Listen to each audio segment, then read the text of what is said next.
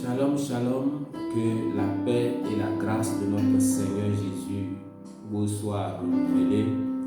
Je bénis le nom du Seigneur pour cette vidéo que nous allons pouvoir partager ce matin. Et je prie que le Seigneur vous fasse grâce de comprendre et d'être béni, richement béni à travers donc l'écoute de cette vidéo.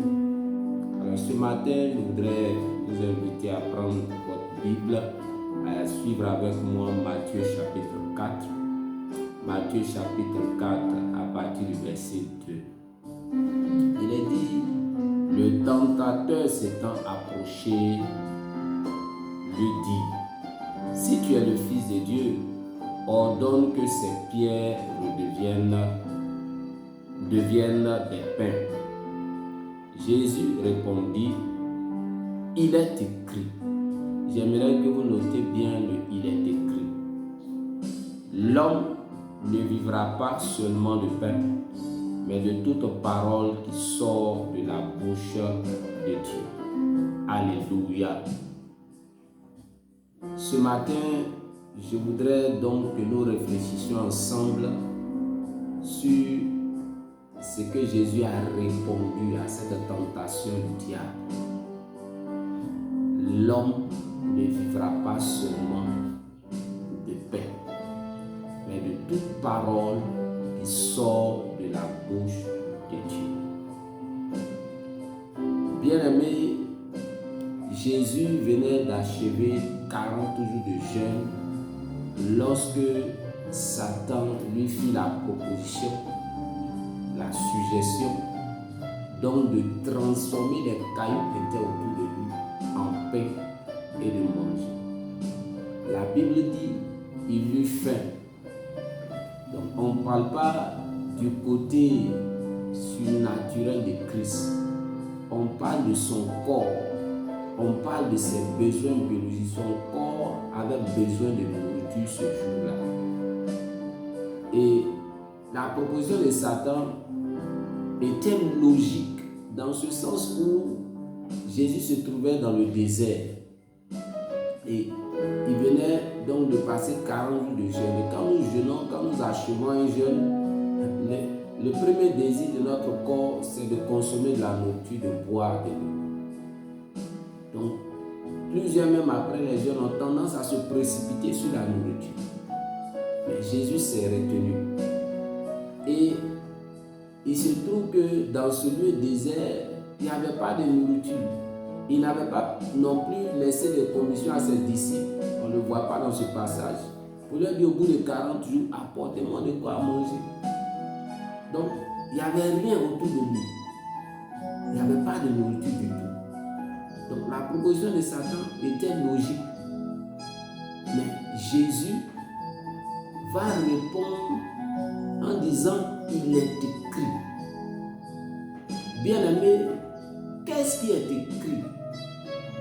Où est-ce qu'il a tiré donc cette phrase des Écritures qu'il a donnée à Satan? Plusieurs d'entre nous ont certainement lu ce passage, mais ne se sont jamais posé la question quelles sont les références de la Torah ou de l'Ancien Testament où Jésus a pris cette réponse qu'il a donnée à Satan. Eh bien, ce matin, je voudrais qu'on aille un peu aux sources et qu'on vérifie. Oui, d'où Jésus a tiré cette réponse afin de mieux comprendre pourquoi il a dit cela. Il pouvait simplement dire au diable, non, je ne mange pas. Je ne le fais pas tout simplement. Mais au lieu de répondre non tout simplement, le Seigneur a préféré citer une portion des Écritures. Et j'aimerais qu'on en arrive là, qu'on puisse nous-mêmes découvrir cette portion-là et comprendre pourquoi il a procédé ainsi. Qu'est-ce que le Seigneur veut nous transmettre comme enseignement? Il y a forcément quelque chose que le Seigneur veut nous communiquer comme enseignement à travers la réponse qu'il a donnée à l'ennemi. Et bien, allons-y rapidement dans Deutéronome 8. Dans Deutéronome 8, au verset 2. Le verset 2, il est dit, souviens-toi du jour, souviens-toi du moins de tout le chemin que l'Éternel, ton Dieu, t'a fait faire pendant ces 40 années dans le désert, afin de t'humilier, de t'éprouver, pour savoir quelles étaient les dispositions de ton cœur, et si tu garderais ou non ses commandements. Il t'a humilié, il t'a fait souffrir de la faim, il t'a nourri de la manne que tu ne connaissais pas et que n'avaient pas connu tes pères, afin de t'apprendre, c'est la portion la plus importante, afin de t'apprendre que l'homme ne vit pas de pain seulement, mais que l'homme vit de tout ce qui sort de la bouche de l'Éternel. Bien-aimés, voici donc le passage dans lequel Jésus a pris la réponse qu'il a donnée à Satan ce jour. Et quand nous examinons ce passage, il y a quelque chose d'extraordinaire dans ce passage. Je sais que vous êtes intelligents, réfléchissez avec moi. Il est dit que pendant 40 ans que le peuple d'Israël a passé dans le désert, alors Dieu est en train de leur apprendre quelque chose. Dieu a pris 40 années pour enseigner un principe spirituel à Israël. C'est-à-dire que l'homme ne vit pas de pain seulement, mais de toute parole qui sort de la bouche de l'Éternel. Le pain, c'est la nourriture. Mais plus que la nourriture, le pain, c'est tout ce qui peut nous aider à satisfaire nos besoins terrestres. Le pain représente les richesses. Le pain représente les ressources matérielles, financières dont tout homme a besoin, soit pour nourrir sa famille, pour payer les factures, pour ses déplacements, pour son vêtement, n'est-ce pas? Toutes les ressources dont on a besoin, c'est ce qu'on appelle ici le pain. Et Dieu dit, ces ressources que nous cherchons tant, ces ressources-là sont bonnes, elles ne sont pas mauvaises. Mais ce ne sont pas ces ressources-là qui peuvent satisfaire notre vie en tant qu'être humain sur terre entièrement. Ces ressources-là ne sont pas les seules dont nous avons besoin pour vivre heureux sur terre. Il y a plus que les ressources matérielles. Il y a plus que les ressources financières sur la terre pour nous apporter la vie, pour nous combler véritablement en tant qu'être humain. Et Dieu a mis le temps, il a mis son peuple dans le besoin, sans satisfaire le besoin de ses enfants. Il a mis son peuple dans la souffrance. Il a même conduit son peuple à manger des choses que eux-mêmes n'aimaient pas, ne connaissaient pas, dans le but de leur faire comprendre que ce n'est pas la satisfaction de tous leurs besoins qui va leur procurer une vie comblée. Bien-aimés, réfléchissons. Si Dieu a pris 40 ans pour le faire, cela doit nous donner de réfléchir et de comprendre que nous aussi, nous avons besoin, n'est-ce pas, de comprendre, d'assimiler cette même leçon si nous voulons marcher avec Dieu, si nous voulons voir la grandeur, la gloire de Dieu dans notre vie. Et ce qu'Israël a fait en 40 ans, Jésus va l'apprendre aussi en 40 jours. Un an ou un jour. Et quand Satan vient, Dieu sait que l'ennemi connaît les faiblesses de l'être humain. Dieu sait que la plupart des hommes, la plupart même des disciples de Jésus, des saints dans l'église, ne comprennent pas cette leçon-là, n'ont pas assimilé ce principe spirituel. Satan le sait. Donc quand Jésus finit les 40 jours de jeûne, Satan vient effectivement tenter Christ par rapport à ce principe spirituel.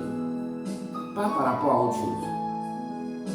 Et Jésus donc, en répondant pour dire l'homme ne vivra pas seulement de pain, il est en train de faire comprendre à Satan la première leçon que le Père m'a apprise à travers ce jeûne, c'est justement que je ne dois pas vivre de pain seulement, mais de toute parole qui sort de la bouche du Père. Alléluia. Bien-aimé, il est important que toi et moi nous comprenions. Que nous comprenions que il y a d'un côté, pour notre vie terrestre, les ressources ou bien l'acquisition des richesses, des ressources nécessaires pour combler nos besoins. Et il y a de l'autre côté la parole de Dieu. Les deux peuvent nous permettre de vivre. Mais la parole de Dieu, c'est que Dieu dit. Pas seulement ce qui est écrit, mais ce que Dieu nous révèle. La parole révélée, entre guillemets le rhéma, peut nous faire vivre beaucoup plus que les ressources matérielles et financières. Assieds-toi, asseyons-nous du moins et réfléchissons. Alléluia. Gloire à Jésus-Christ. Gloire à Jésus-Christ. Et Jésus a tellement bien assimilé ce principe que plus tard, il va l'enseigner à ses disciples. Quand nous lisons dans Jean le chapitre 4, à partir du verset 31, il est dit que Jésus avait demandé à ses disciples, après de longues heures de marche, et tout s'était épuisé, lui-même y compris, il s'est assis au bord d'un puits et il a demandé aux disciples d'aller chercher de la nourriture en ville. Et étant au bord du puits, il attendait qu'une femme vienne pour lui donner à boire. Et plus tard, les disciples viennent avec la nourriture et lui disent, Maître, mange. Et Jésus leur répond tout simplement en disant, la nourriture que je dois manger, vous ne la connaissez pas. Cette réponse est étrange. Parce qu'on ne peut pas marcher avec quelqu'un pendant quelques années, au moins 2 ou 3 ans, sans connaître ses habitudes alimentaires. C'est bizarre. Et il ajoute que ma nourriture est de faire la volonté de mon Père et d'accomplir son œuvre. C'est exactement dans le même contexte. Jésus avait faim. De plus, son corps était épuisé, comme après les 40 jours de jeûne. Fatigué. Là encore, il a besoin de satisfaire ses besoins. Il y a urgence. Mais il répond que ce qu'il mange ici, là, ce jour-là, ce qui peut le combler, c'est le fait de faire ce que le Père a dit. Donc la parole du Père, l'obéissance à la parole du Père, c'est ce qui va le faire vivre en ce moment-là. C'est-à-dire, devant le besoin pressant de manger et la parole que Dieu, l'ordre que le Père a donné, Jésus préfère suspendre ses besoins personnels, ne pas s'en occuper pour l'heure et chercher à satisfaire le Père. Donner la priorité à ce que le Père a dit. Et c'est là le problème.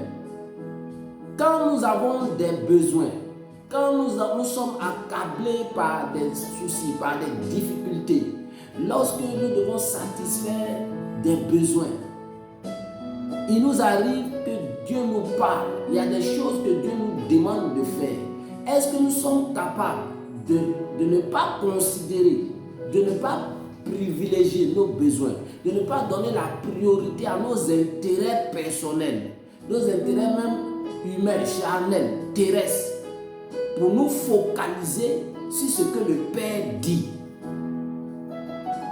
Tout le problème se trouve là. La plupart d'entre nous échouent à ce niveau-là. Bien-aimé, j'aimerais te dire que les besoins ne vont jamais finir. Aussi longtemps que tu seras sur la terre, mon frère, ma soeur, tes besoins vont toujours croître. Ils ne vont jamais s'arrêter. Même les milliardaires ont des besoins, mon frère. Ils ont des besoins. Les besoins n'ont jamais fini. Ils ont besoin d'hommes de confiance. Ils ont besoin d'être soignés. Et il y a des maladies que l'argent, la médecine ne peut pas guérir. Tout le monde aura toujours des besoins. Les besoins ne finiront pas. Mais Dieu veut voir si quand vous êtes confronté à des difficultés, à des besoins personnels, et lui, il vous donne une instruction. Qu'est-ce que vous allez traiter en premier? Qu'est-ce qui va avoir plus d'importance pour vous? Qu'est-ce qui sera la priorité pour vous? C'est ce que Dieu veut comprendre. Si vous n'êtes pas capable de mettre de côté vos besoins pendant un temps pour vous préoccuper de ce que Dieu vous dit, vous n'irez pas loin avec le Seigneur. Vous n'irez pas loin avec le Seigneur. Et ce matin, c'est ce que je veux partager avec vous. Vous encourager, mon frère, ma soeur, à comprendre que l'homme ne vit pas seulement de la satisfaction de ses besoins. C'est pourquoi nous devons, en toutes circonstances, en tout temps, rechercher ce que le Père dit. Qu'est-ce qu'il dit? C'est vrai, j'ai besoin de manger, j'ai besoin de me vêtir, j'ai besoin de travailler. C'est vrai, je passe par des moments où mes besoins ne sont pas encore satisfaits. Mais quelle est la parole que Dieu donne? Jésus dit, les paroles que je vous annonce sont esprit et vie. Esprit et vie. Il y a la vie dans ce que Dieu dit. Nous devons rechercher, faire en sorte de nous disposer afin que Dieu puisse nous parler. Bien-aimé, Dieu parle encore. Dieu parle à travers les Écritures quand vous méditez. Dieu parle dans votre cœur. L'Esprit de Dieu rend témoignage à votre esprit que vous êtes enfant de Dieu. Dieu parle dans votre entendement, il parle dans votre être intérieur, il parle dans votre cœur. Écoutons ce que Dieu nous dit à chacun individuellement, distinctement. Dieu parle par prophétie, Dieu parle par révélation. Dans tous les cas, Dieu nous parle pour la simple raison qu'il nous a donné son esprit. Le Saint-Esprit ne peut pas habiter en nous et se taire. Chaque aspect de nos vies intéresse Dieu. Chaque situation que nous vivons intéresse Dieu. Et le Seigneur lui-même a un agenda à accomplir par rapport à votre destinée. Donc il va vous parler absolument. La question c'est, est-ce que nous nous disposons à écouter ce que Dieu veut nous dire? Et quand Dieu nous parle et que les besoins, les situations se présentent à nous, est-ce que nous privilégions ce que Dieu dit? Est-ce que nous faisons de lui notre priorité, de sa parole notre priorité? Est-ce que nous regardons sa parole comme étant plus puissante que la nourriture pour nous apporter la vie, plus puissante que les ressources pour nous apporter la vie? La façon dont nous courons pour aller chercher de l'argent, pour aller chercher les richesses matérielles et financières, est-ce que nous courons de la même manière pour comprendre ce que Dieu dit, pour savoir ce que Dieu dit? La question est là. Parce que ce que Dieu vous dira chaque instant va vous apporter la vie. Et en dernier lieu, sachez que le pain, c'est-à-dire les ressources matérielles et financières nécessaires pour combler nos besoins, sont limitées. Parce que la vie est spirituelle. L'être humain, quand on regarde tout être humain, on voit le corps. Et c'est le corps qui a besoin de manger, de se laver, etc. De la bonne santé, etc. Mais au-delà du corps, dans ton sang, il y a ton âme. Tu as une âme. Et au-delà de l'âme, il y a ton esprit. Il y a le souffle en toi. Il y a l'esprit en toi. Et voyez, le fait de satisfaire nos besoins avec des moyens matériels et financiers, cela nous aide simplement à prendre soin du corps. Mais l'âme ne peut pas être satisfaite par le pain, par la nourriture. L'âme a besoin d'affection, d'amour. Tout homme a besoin d'être considéré, valorisé, respecté. Au-delà de l'âme, il y a l'esprit. L'esprit doit vivre et l'esprit ne se nourrit pas du pain. Donc c'est comme si on veut parler un thème scientifique, sur les 3 parties, en réalité ce n'est pas 3 parties égales, mais on va considérer que ça fonctionne ainsi. Sur les 3 parties de votre être, c'est seulement une partie qui sera satisfaite avec les besoins matériels. Les 2 autres parties ne le seront pas. Ton âme ne le sera pas. Ton esprit ne le sera pas. Or, la vie d'un homme, c'est la vie de l'esprit. Dieu est esprit. Et il a mis en nous un esprit humain. Et donc, c'est cet esprit qui est en vous là, qui a besoin de la vie divine, la vie de Dieu. Quand vous recevez Christ, la vie divine vient en vous. Et cette vie-là est développée par la parole de Dieu que vous recevez, que vous pratiquez. La vie Zoé, le type de vie que Dieu mène, se trouve dans votre esprit. C'est cette vie-là dont vous avez besoin pour que votre âme même soit restaurée et trouve le repos. Car Jésus a dit dans Matthieu 11, le verset 28 à 30, « Recevez mes instructions et vous trouverez du repos pour vos âmes. » L'âme a besoin de la parole de Dieu. Ton esprit a besoin de la parole de Dieu. Mais tu t'attardes seulement sur les besoins de ton corps. Et j'aimerais te dire que quand la vie divine est en vous, cette vie va affecter votre âme. Cette vie est capable de combler même vos besoins physiques terrestres. Bien aimé, j'aimerais encourager quelqu'un. La parole de Dieu n'est pas limitée. Donnons la priorité à la parole du Seigneur. Que le Seigneur vous bénisse et que sa grâce abonde et surabonde dans votre vie. Au nom glorieux de Jésus. Amen, amen, amen, amen. Que le Seigneur vous bénisse. Amen. Shalom et bonne journée à vous. Que sa grâce et sa paix vous comblent.